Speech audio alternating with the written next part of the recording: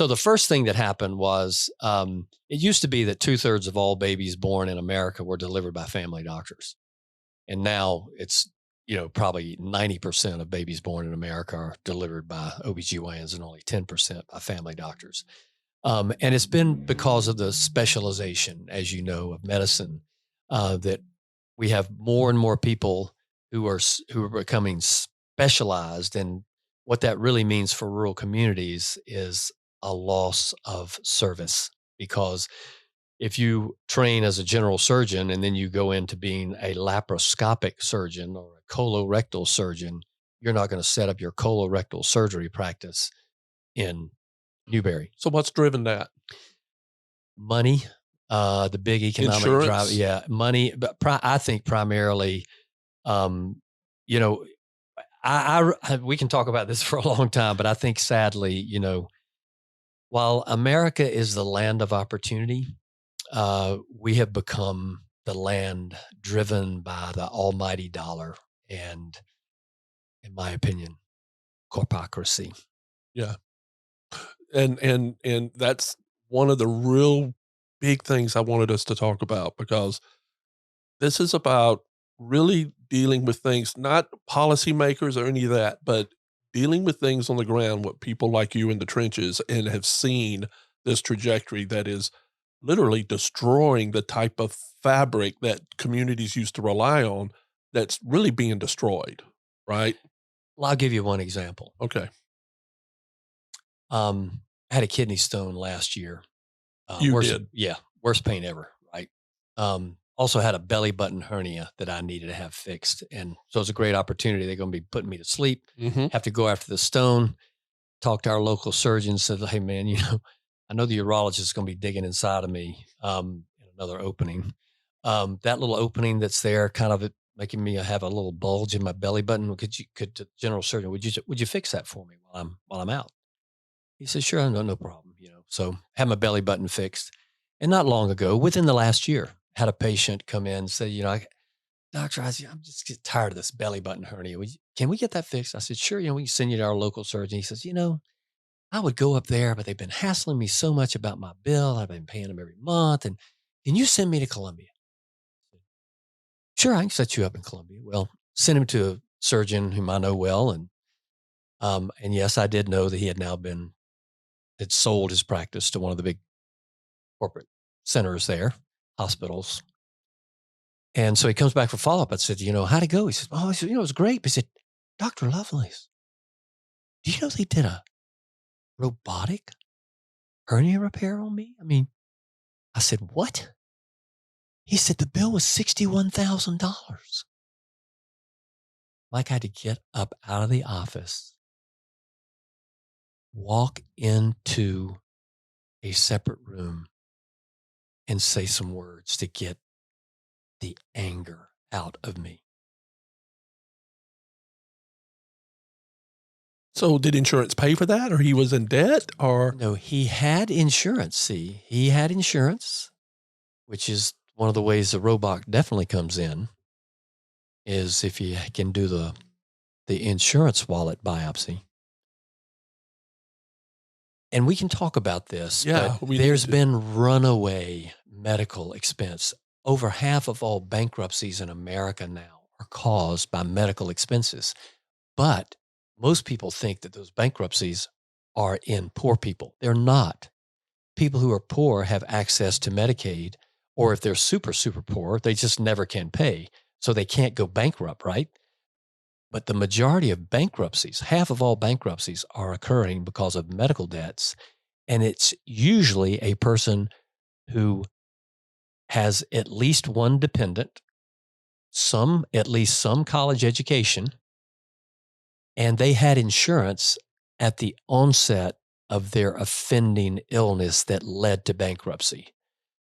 And that's what's wrong with our country. That's one of the things that's wrong, is that we feel like we can provide a public school system, we can provide a public roadway, but we will allow medical expenses to bankrupt half of our citizens.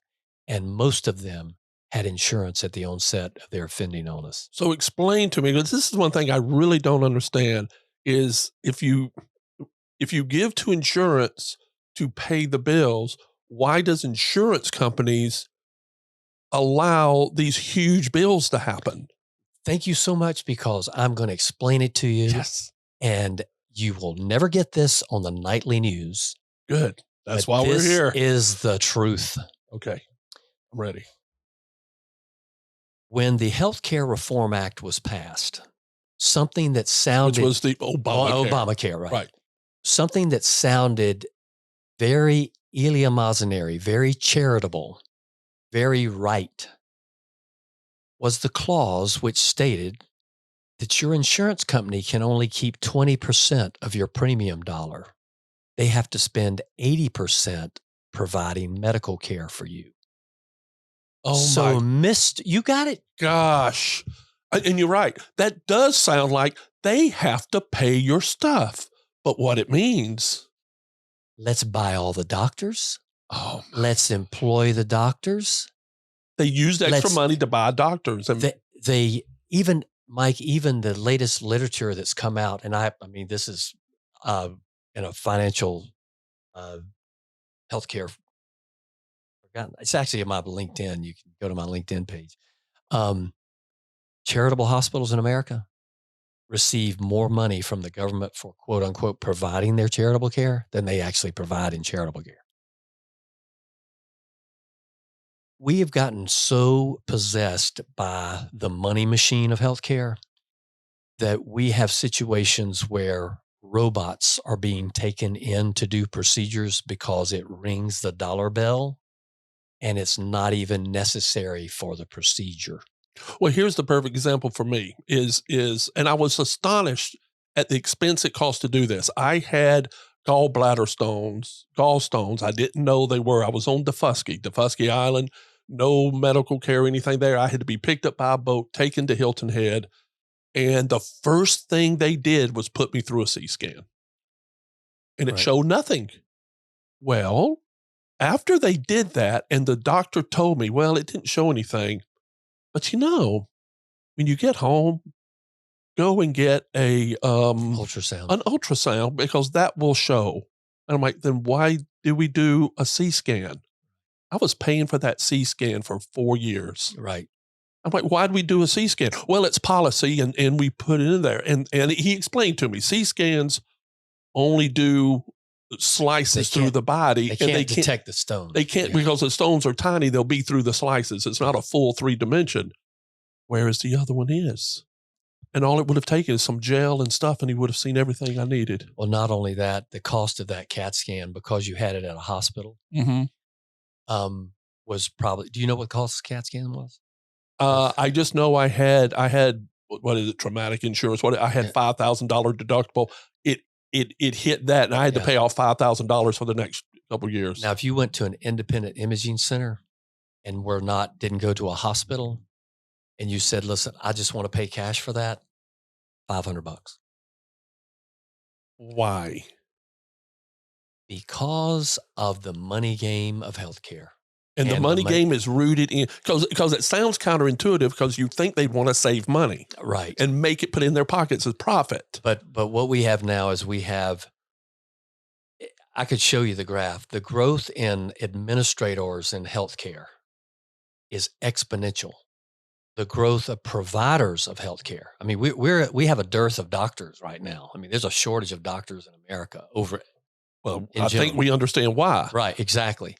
And so what you have is doctors who are driven by the tyranny of the urgent, and you have administrators who are driven by how much money can I squeeze out of the system.